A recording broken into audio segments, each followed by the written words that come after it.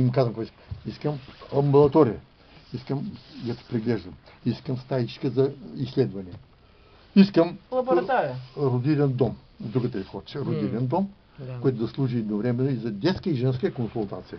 Отдолу леко си ми изкопаш мазето и на две стаички кухничка. Трябва да готвим на тези родилки. Ще седят там на седмички, дуде, и има къде се готви. Нищо повече. На един етаж всичко, няма нужда на два етажа. А друг вид болни? Какъв смисъл? По друг вид болни.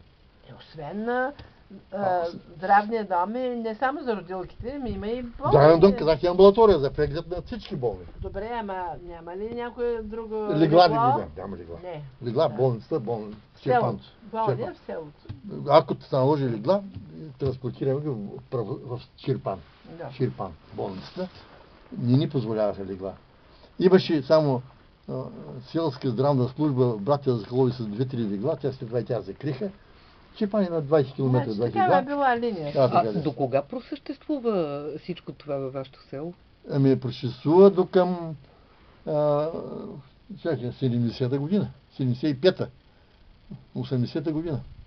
И след това, аз след 4 години, аз мисля да викувам село. И там и се направих къща в село. Аз имах една стара къща, там отидах и няма къде да живеем, водя булка. С градорек. Водя булка, няма къде да вкарам, спах на двора на старицата, на кривата. Може. След това на един балкон.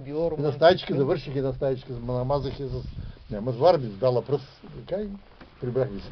Това е друга тема.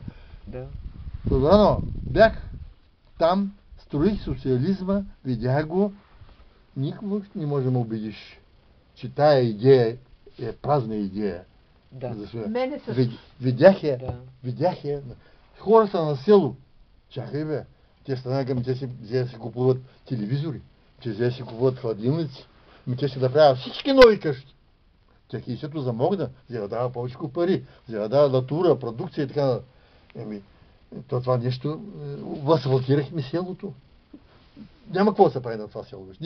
Ние така го направим. Всичко, което трябва да се направи за селото, да културна, то стана механизирано. И родилният дом много важен. Родилен дом. Аз имам няколко родилки там. Аз имам женска и женска консултация. Учих хората как да гледат и раждане. Имам и аборти там, разбира, защото се случва и това нещо, така да каже.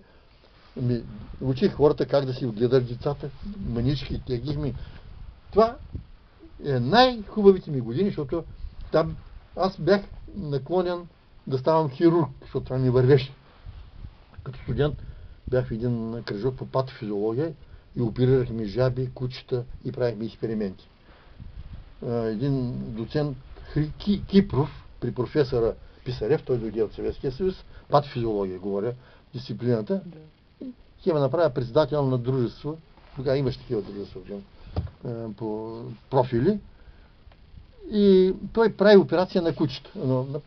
Оперира 5-6-10 кучета, едно единствено кученце функционира, защото трябва да направим от стомаха му, да отделим едно малко стомахче, да съхрани това стомахче с вените артериите и да изведем една фистулка на навънката тече стомашен сок и изследваме Алоксанов диабет. Диабета проучване. Като студент още. Добре, ама това е много сложна операция. Това е част от стомаха. Или ще го гледаш, или ще зарасне малко, не функционира нищо. Няма звездички, няма капене на сок. Има нищо. И от 10-15 кучета опирали, едно от две сполучливи, другите не стават. Кучета ги хвърляме сега. Аз той ме вих един път, доктор, шишано,